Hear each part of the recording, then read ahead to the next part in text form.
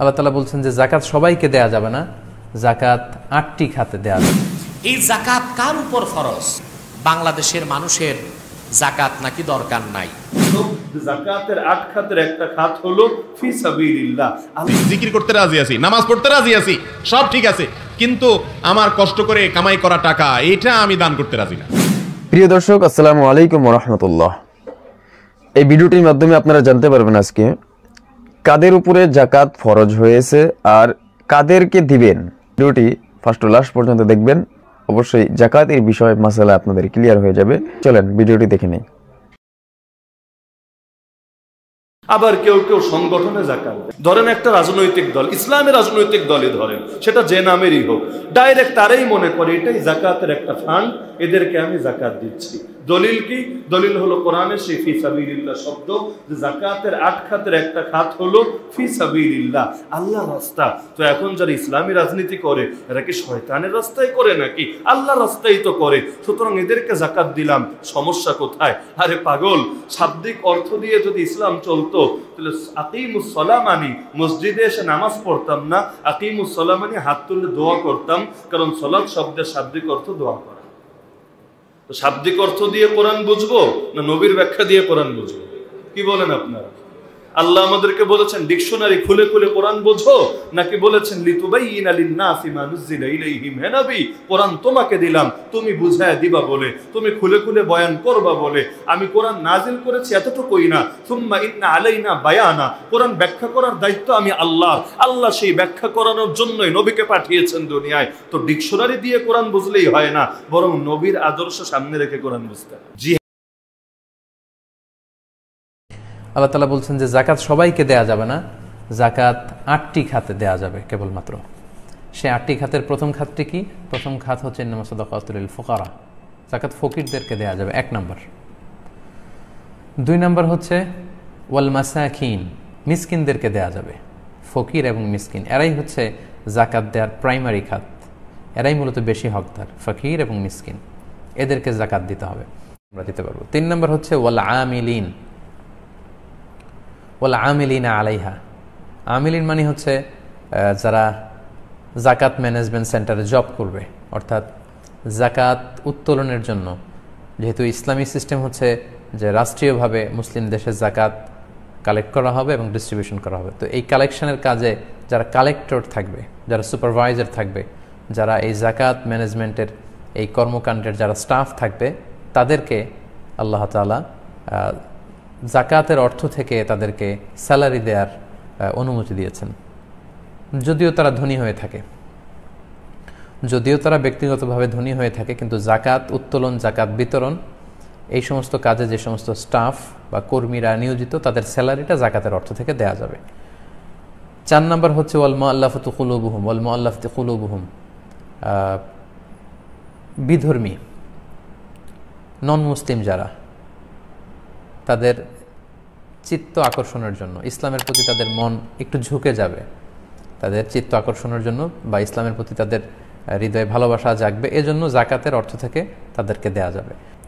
5 নম্বর হচ্ছে অফির রেকব, রেকব মানে দাস মুক্তির কারণে বলছেন, এক্ষেত্রে প্রিজনারদেরকে হেল্প করা যাবে, অর্থাৎ যারা অন্যায়ভাবে জেলে বন্দী, তাদের মুক্তির জন্য জাকাতের অর্থ থেকে টাকা ব্যয় করা যাবে, মুসলমানদের মধ্যে থেকে যারা জেলে। এরপর হচ্ছে অফিস সাবিলিল্লাহ, 7 নম্বর হচ্ছে অফিস সাবিলিল্লাহ মানে আল্লাহর রাস্তায়।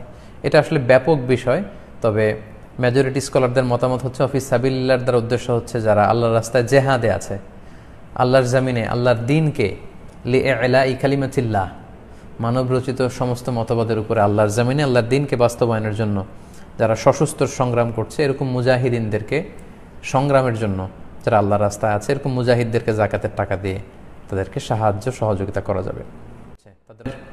7 নম্বর খাত হচ্ছে ওয়াল গারিমিন, ঋণগ্রস্ত ব্যক্তিকে তার ঋণের দায় থেকে মুক্তি দেওয়ার জন্য জাকাতের টাকা দিয়ে তাকে হেল্প করা যাবে।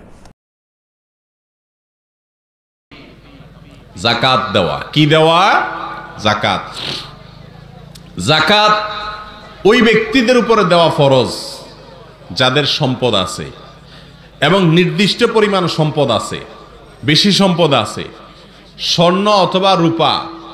শুধু স্বর্ণ থাকলে 7.5 ভরি স্বর্ণ আর রূপা থাকলে 52.5 তোলা রূপা, এই পরিমাণ যদি গহনা থাকে তাহলে প্রতি বছর ওইটার যে বাজার মূল্য বিক্রয় করতে গেলে এখন যে মূল্য আসবে সেই মূল্য অনুযায়ী শতকরা 2.5 টাকা, 1,02,500 টাকা এই হারে জাকাত বের করে বছরে একবার সেটা গরিবকে দিতে হবে। কথা কি বুঝাতে পারছি? আর যদি নগদ টাকা থাকে তাহলে ওই যে রূপা 52.5 তোলা রূপা কেনার জন্য যে টাকা দরকার হয়, সামান্য কিছু টাকা হলেই আজকাল হয়ে যায়, 50,000-এরও কম সম্ভবত, এই টাকা হলেই 52.5 তোলা রূপা কেনা যায়। 52.5 তোলা রূপা কিনতে যে পরিমাণ টাকা লাগে, যখন যে বছর আপনার কাছে টাকা আছে বাজারে কি দাম আছে সেটা দেখে ওই পরিমাণ টাকা যদি আপনার ব্যাংকে থাকে, অথবা কাউকে হাওলাত দিয়ে রাখছেন, অথবা ক্যাশ আছে, অথবা দোকানে মালের আকারে আছে, যেভাবেই হোক ওইটা সম্পদটা যদি আপনার কাছে থাকে, জাকাত দেওয়ার মতো সম্পদ, 1 বছরে একবার জাকাত দিতে হবে। বছরে কয়বার জাকাত দিতে হবে? অনেক মানুষ আছেন যে আমরা মনে করি গরিব, অথচ তার উপরে জাকাত ফরজ, কারণ 52.5 তোলা রূপার দাম সামান্য, এই টাকা আজকাল অনেকের কাছেই আছে। এই টাকা যদি 1 বছর থাকে তাহলে একবার জাকাত দিতে হয়।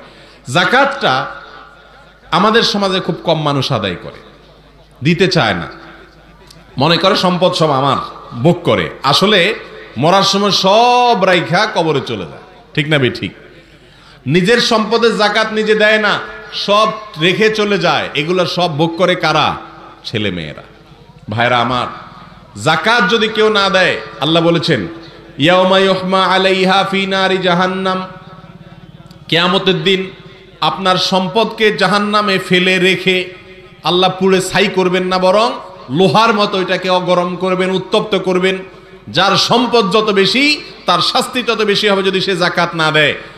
আর ওই পাতকে গরম করার পরে তার কপালে, তার পিঠে, বুকে, তার 2 পাশে পিঠে ছেক দেয়া হবে আগুনের, সেই পাত দিয়া শাস্তি দেয়া হবে এবং বলা হবে ফাযুকু মা কুনতুম তাকনিজুন, দুনিয়াতে যে জাকাত না দিয়ে আমার কয়ে সবকাল ধরে রাখছো, গরিব দুঃখীর দাও নেই, এখন তার সাজা ভোগ করো। ভাইরা আমার, এই জাকাত কার উপর ফরজ? ফুকাহাগণ বলেন 52.5 তোলা রূপা যার কাছে থাকবে, বা সম পরিমাণ টাকা, কিংবা 7.5 তোলা স্বর্ণ যার কাছে থাকবে, কিংবা সম পরিমাণ টাকা, তার উপর জাকাত ফরজ হয়ে যাবে। তো প্রিয় দর্শক, আপনারা জানতে পারলেন জাকাত অবশ্যই যাদের উপরে ওয়াজিব হয়েছে, আর কাকে দেওয়া হবে অবশ্যই বিষয়টি আপনারা জানতে পারছেন এই ভিডিওটির মাধ্যমে। আশা করা যাক অবশ্যই আপনারা ভিডিওটির মাধ্যমে জানতে পারছেন জাকাত কাদের উপরে ফরজ হয়েছে আর কাদের নেওয়া ওয়াজিব হয়েছে। তো যাই হোক, আসসালামু আলাইকুম ওয়া রাহমাতুল্লাহ। حسبي ربي جل الله